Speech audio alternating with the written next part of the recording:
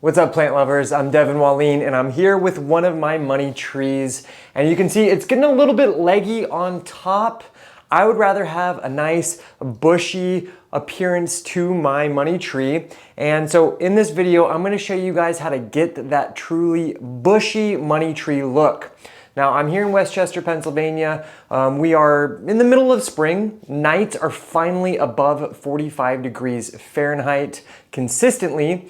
So that is really my cue that I am ready to do this cutback method, which will allow me to put it outside during the summertime, and during the summer season, it's gonna really flush back and create a super dense, bushy growth habit. So you can see my money tree is braided. This is perfect if you have a braided or just a single stem, either way. But generally what happens, as you can see, this bottom section where the braid is nice and brown because it has lignified. That means the stem has turned woody. Now we're not going to cut into that lignified section ever. It will not regenerate from those areas. We want to cut back from the areas that are still green stem. Now the thing about money tree is that where you cut them back, it's only going to produce a new single stem. It doesn't branch out. So that's something to be aware of. Let me show you what I mean. So here you can see this is where I cut back once previously, and that was the old stem, and then when I cut it back, it produced this new stem right here. It did not create a branch out.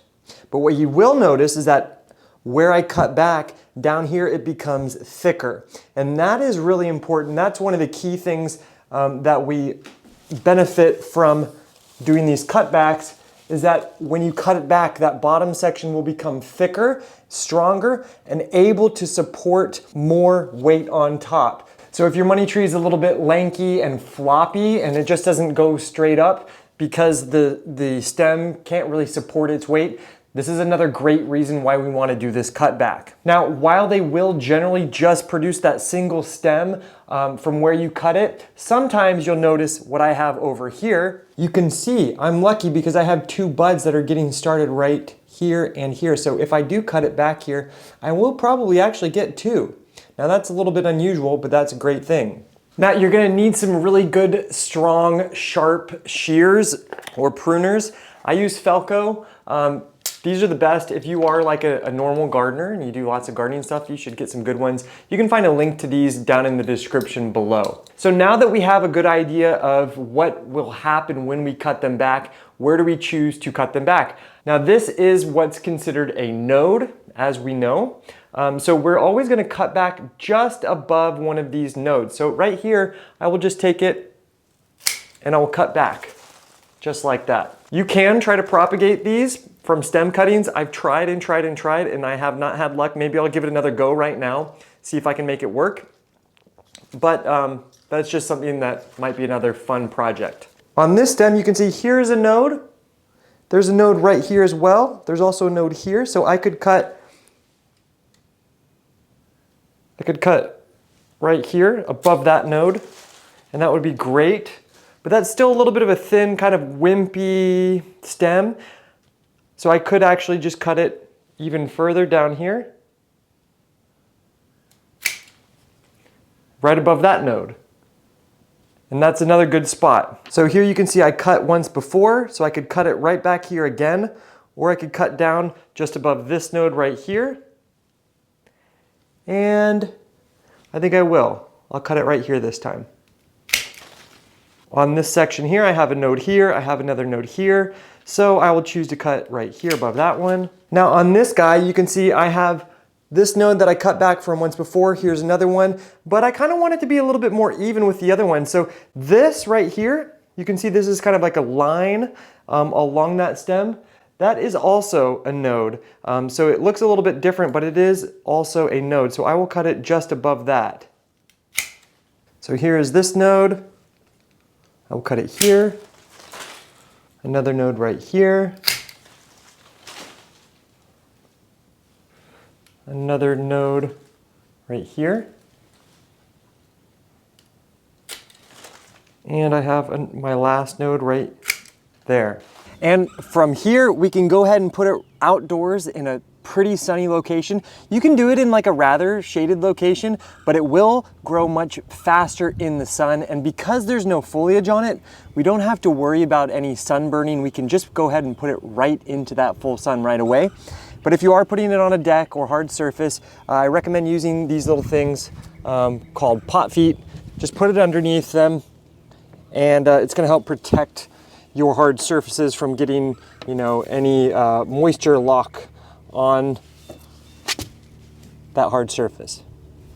Okay, so for now, I'm just gonna hang back and let it grow, and we will revisit it once it starts producing some new growth, so you can get a timeline on how long it's taking me. And yeah, I'll see you in a bit.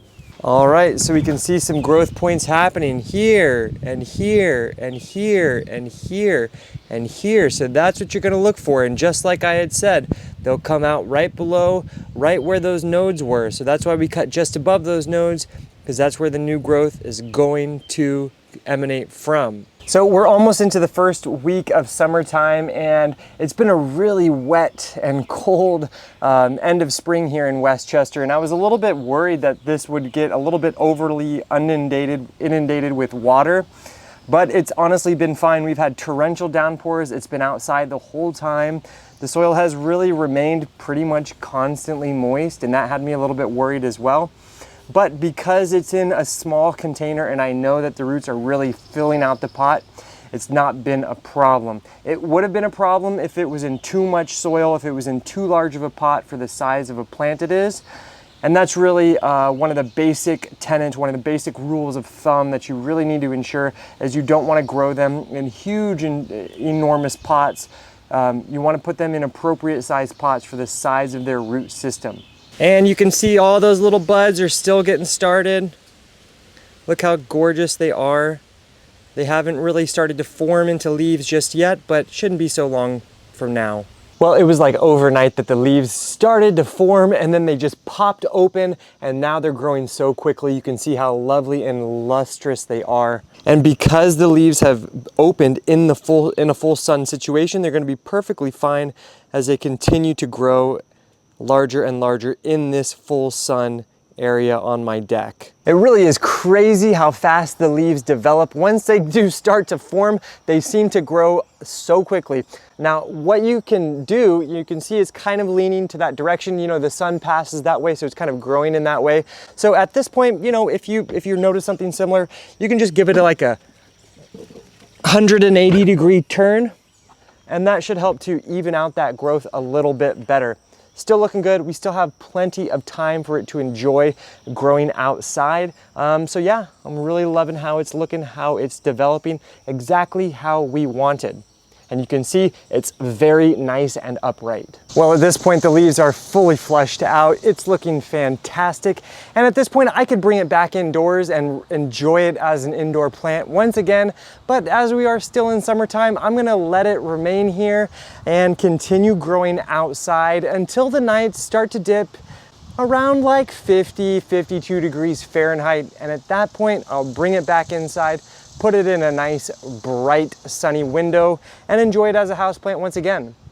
But with all of this information, now you know exactly how to cut your money trees black, the timeline that you can expect it to take in order to replenish its foliage, and just how gorgeous they will look after it is complete. Anyways, thanks for joining me here on Plant Vibrations. Give it a like, subscribe to our channel. We have hundreds and hundreds of videos all about indoor plants and outdoor plants. But if you do need a little bit of extra assistance, consider becoming a member of the YouTube channel, which will give you access to me directly to ask any sort of questions about any of your plants. Thanks for joining me here on Plant Vibrations. I'll catch you soon. Ciao.